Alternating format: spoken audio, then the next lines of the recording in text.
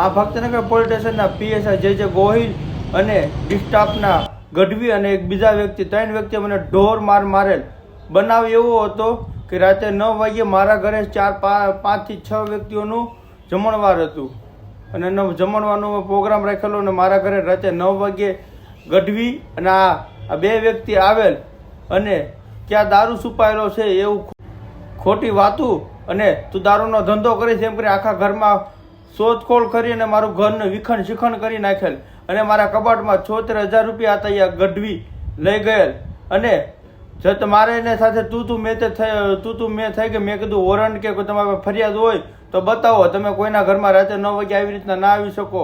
તો એવી રીતના મારે તું મેં થઈ ગઈ અને મને પોલીસ સ્ટેશનમાં જબરદસ્તી એની ગાડીમાં બેહારી પોલીસની ગાડી બોલાવીને બેહારીને લઈ ગયેલ અને ત્યાં જઈને મને પટ્ટે ને પટ્ટે 30 પટ્ટા પગના તળિયે અને માથે એક વ્યક્તિ ઊભો રહેલ અને માથાના વાળ ખેંચીને દિવાલ સાથે 5 થી 6 વાર ભટકાડી અને માના હજે પણ દુખાવો થાય છે અને ગુપ્તંગમાં પણ પાટા અને જાવોના પાટાને ઢીકું મારેલ અને પછી મને જબરદસ્તી ત્યાં દારૂ પાયેલ જેથી મારી પર દારૂ પીધેલાનો ગુનો દાખલ થાય. હવે મારા ઘરે મેં દારૂ પીધો કે નતો ખોટું એવું એફઆઈઆર કરીને અને ત્યાં જઈને મને દારૂ પાયેલ અને પછી હું આવું ટોર્ચર થયેલ તો જેથી હું ભાગી ગયો તો મારે પાછો પકડીને પાછો લઈ ગયો ને ત્યાં પીએસઆઈ જે ગોહિલ કરીને હતા તેને પણ મને મુર્ગો બનાવીને પાછળના ભાગે ટીકાના પાટું મારીને વાળ ખેંચી અને દિવાલ સાથે ભટકાડેલ એને પણ અને મારી સાથે અને અપશબ્દો પણ બોલેલ મારી વાઈફ અને બધા વિશે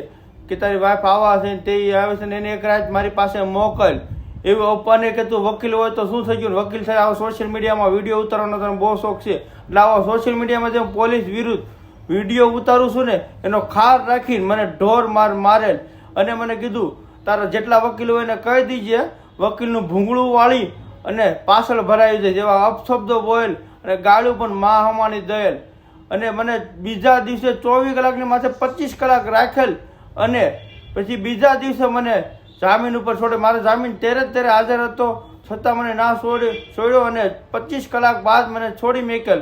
પછી હું બીજા દિવસે સરકારી હોસ્પિટલમાં દાખલ થયેલો જેના આ કાગળિયા છે અને ત્યાં 24 કલાક ન્યા રહી અને પછી હું નાથી બહાર નીકળ્યો છતાં મને ધમકીઓ આવતી. મારા પપ્પાને પણ ધમકીઓ આપવામાં આવી કે તમારા છોકરાને સમજાવી દો નકર બીજા જે કેસમાં અમે એને સંડોવી દઈશું.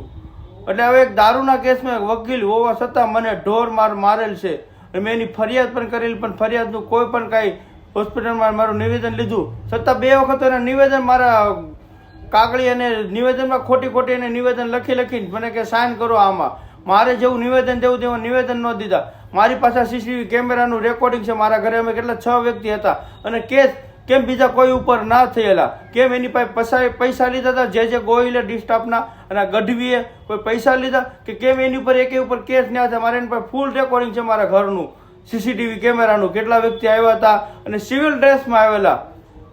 તો મારી કોળી ભાઈઓને અને મારા વકીલોને એટલું જ કહેવાનું છે કે મને સાથ આપો અને સહકાર આપો કે આવા લોકો કોઈ આમ વ્યક્તિને એવી રીતના હેરાન ન કરે. મને ખોટી રીતના કેસોમાં ફસાવી દીધો છે. મેં એની પર કેસ કર્યો છે તો એની વચ્ચે કોઈ કેસનું કોઈ નિવારણ આવેલું નથી. જય હિન્દ, જય ભારત.